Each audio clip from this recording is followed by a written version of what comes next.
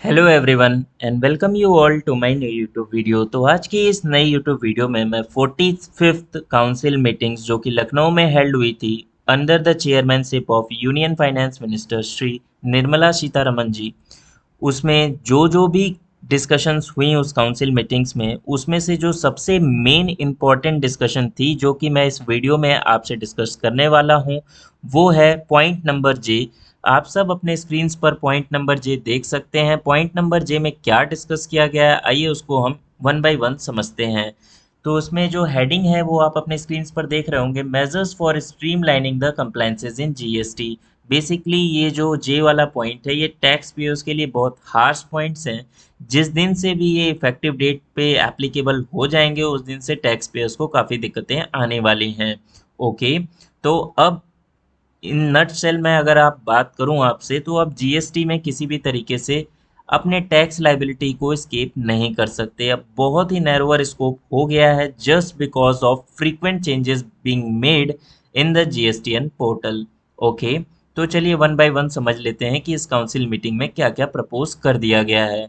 Okay, first point is Aadhaar authentication. अब आधार पर काफ़ी ज़्यादा फोकस है गवर्नमेंट का। मींस अगर आप रजिस्ट्रेशन के टाइम पर अगर आधार ऑप्ट ही नहीं करते ऑथेंटिकेशन पर्पस के लिए, या ऑप्ट करते हैं बट वो फेल हो जाता है, मींस जब रजिस्ट्रेशन आपका एप्लीकेशन सबमिट हो जाती है उसके बाद जो हाइपर लिंक आता है आधार ऑथेंटिकेशन के लिए, अगर वो फेल हो जाता है तो उस केस में आपके यहाँ पर फिजिकल वेरिफिकेशन मैंडेटरी करता है जीएसटी ऑफिसर, और वेरीफाई करने के बाद 21 डेज के अंदर आपकी एप्लीकेशन को अप्रूव किया जाता है। और उसी को बेस बनाकर अब आधार ऑथेंटिकेशन से दो और चीज़ों को लिंक कर दिया गया है। उसमें सबसे पहला है कि जो आप रिफंड क्लेम करते हैं for your export, whether it is a physical export or the deemed export, or for and case inverted duty rate structure वाला जो केस है जिसमें आप रिफंड क्लेम करते हैं, और जब आप एप्लीकेशन फाइल करते हैं revocation of cancellation of registration के लिए,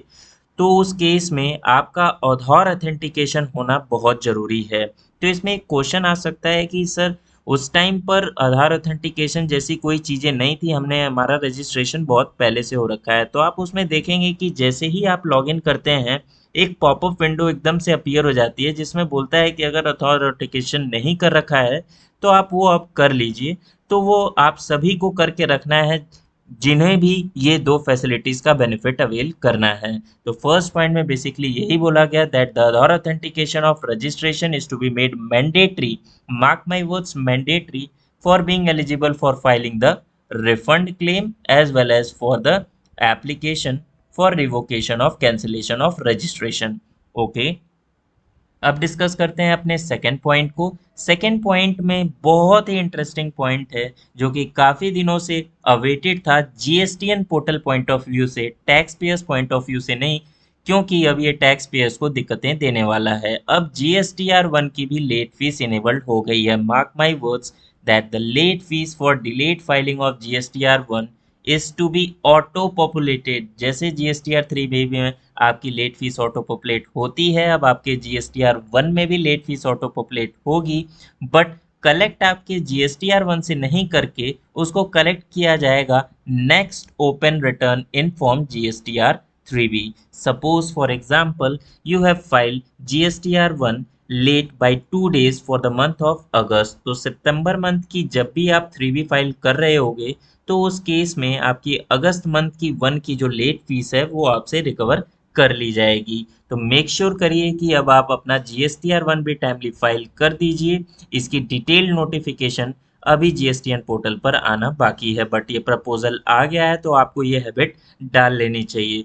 वैसे मेरे पॉइंट ऑफ व्यू से अगर इसके बारे में बात किया जाए तो ये एक बहुत ही अच्छा स्टेप है कि अब आप अपनी GSTR 1 भी टाइमली फाइल कर सकें, क्योंकि रूल 36 सब रूल 4 जिसमें आप GSTR 2B में इनपुट टैक्स क्रेडिट की जो रेस्ट्रिक्शंस लग जाती हैं उससे भी रिसिपिएंट बच सके और स्ट्रीमलाइन हो सके सारा प्रोसीजर।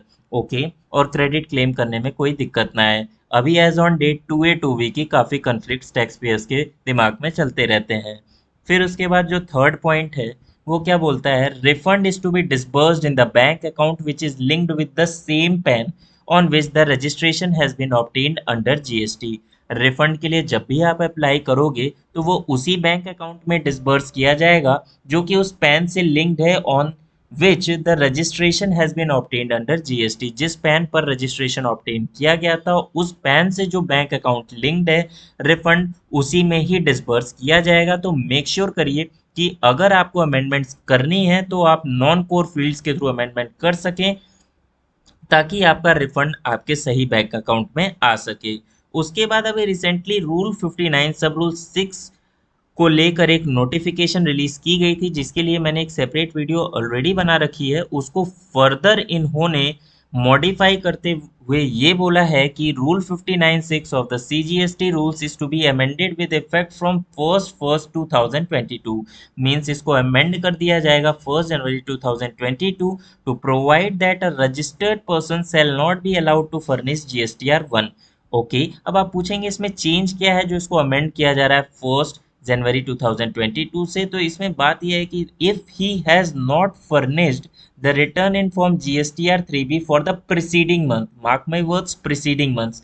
पहले यहाँ 2 मंथ्स हुआ करते थे, इसको अब अमेंड कर कर प्रीसीडिंग मंथ कर दिया गया है। मीन्स अगर आपने 3B फाइल नहीं करी है प्रीसीडिंग मंथ की तो आपको जीएसटीआर 1 इनेबल नहीं किया जाएगा। मीन्स इसको थोड़ा सा और हार्श कर दिया गया है।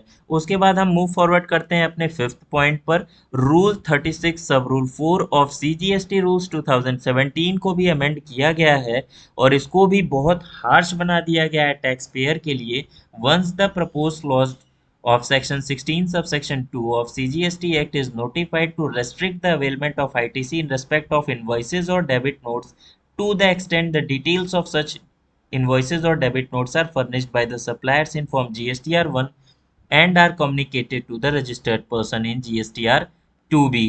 अब इसका मतलब ये है कि पहले अभी एज ऑन डेट आप जो इन्वॉइसेज अपलोड नहीं हैं उसके जो क्रेडिट्स हैं उसका आप 5% तक अवेल कर सकते हो जितना आपका एलिजिबल क्रेडिट है। मींस जो इन्वॉइसेज शो नहीं हुए हैं उसका जो टैक्स है वो, और जो इन्वॉइसेज शो हो गए हैं उनके टैक्स का 5% विच एवर इज लोअर का भी आप क्रेडिट क्लेम कर सकते थे।